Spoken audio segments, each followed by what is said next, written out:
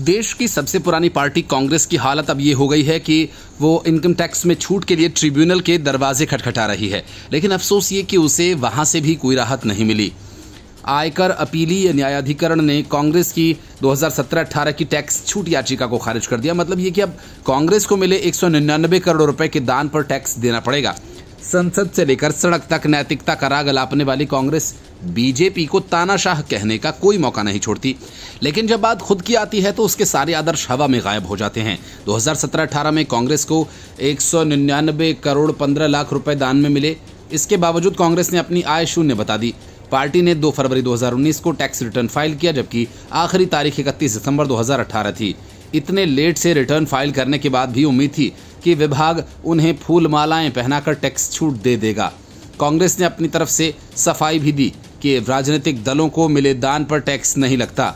ये बात तो सही है, लेकिन इसके लिए शर्त यह है कि दान लेने के नियमों का पालन किया जाए और 2000 से ज्यादा की रकम बिना चेक या ड्राफ्ट के स्वीकार न की जाए। लेकिन कांग्रेस ने खुलेआम इस नियम की धज्जियां उड़ाई और 14,49,000 रुपए नकद मिले, जिसमें कई 2,000 रुपए से अधिक के थे। चुनाव आयोग के नियमों के अनुसार 2,000 से ज्यादा का दान केवल चेक या बैंक ट्रांसफर से लिया जा सकता है, लेकिन कांग्रेस को नियमों की चिंता तब होती है जब सामने वाली पार्टी गलती करे। अब सवाल ये उठता है कि क्या कांग्रेस पार्टी सच में नियमों को नहीं जानती थी या जानबूझकर नियमों को ताक पर रखकर टैक्स चोरी की योजना बनाई गई थी?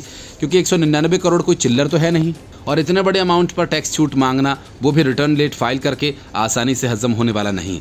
इतना सब होने के बावजूद कांग्रेस का रवैया भी वही है, हमें टारगेट किया जा रहा है, यानी हम गलत भी करेंगे और सजा भी नहीं भुगतेंगे क्योंकि हम कांग्रेस हैं। एक जमाना था जब पार्टी हर संस्थान पर हावी होती थी, और अब स्थिति ये है कि एक टैक्स नोटिस ने पार्टी की पोल खोल दी। न्यायाधिकरण का ये फैसला न केवल कांग्रेस के लिए झटका है, बल्कि राजनीतिक रूप से भी बड़ा तमाचा है। उस कांग्रेस के चेहरे पर जो नैतिकता की दुहाई देती नहीं थकती, लेकिन खुद कानून से बचने के रास्ते तलाशती है।